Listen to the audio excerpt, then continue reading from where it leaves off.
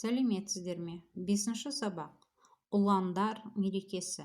Сабақтың мақсаты мәтін мазмұны мен кейіпкерлерінің іс-әрекетін нақтылау үшін сұрақтар құрастыру және оған жауап беру. Бүгінгі сабағымызда 7 мамыр отан қорғаушылар күніне байланысты.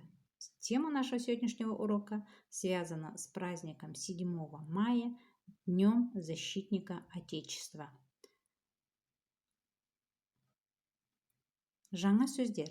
Ұландар, воины, отан, родина, қорғайды, защищает, охраняет, шекара, граница.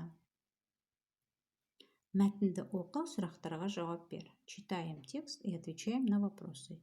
7 мамыр Ұландар күні. 7 мая – День воинов. Или можем сказать День защитников. Ұландар отанды қорғайды. Воины защищают родину. Ұландар батыр. Воины, они герои.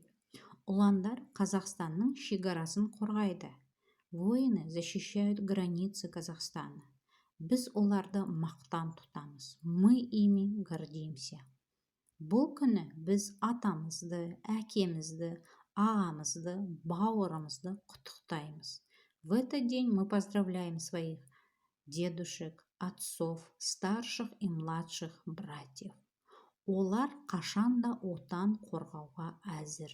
Они всегда готовы защищать родину. Отан қорғаушылар күні құтты болсын.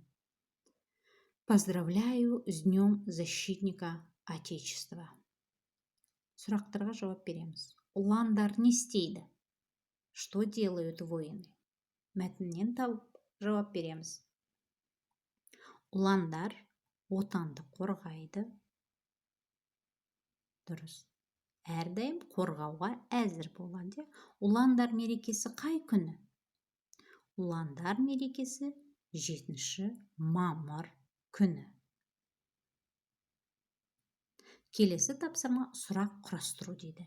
Жаңа біз дайын сұрақтарға жауап бердік. Енді өзіміз сұрақ құрастырамыз. Бір сөйлемді алып, сол сөйлемдіге қалай сұраулыға айландыруға болатынын үйренеміз. Мы сейчас отвечали на вопросы по тексту. Готовые вопросы были. А теперь, ребята, мы с вами сейчас будем составлять свои вопросы к тексту. Берем первое предложение. 7 мамыр Ұландар күні. Это простое предложение. Теперь мы должны его преобразовать в вопросительное. Первое. 7 мамыр қандай күн? 7 мамыр Ұландар күні деп жауап береміз.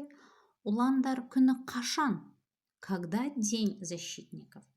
День защитников 7 мая. Ұландар мерекесі қай күні? Когда День защитников Отечества? Жақсы. Осылайынан барлық кез келген сөйлемді сұраулы сөйлемге айналдыра аламыз.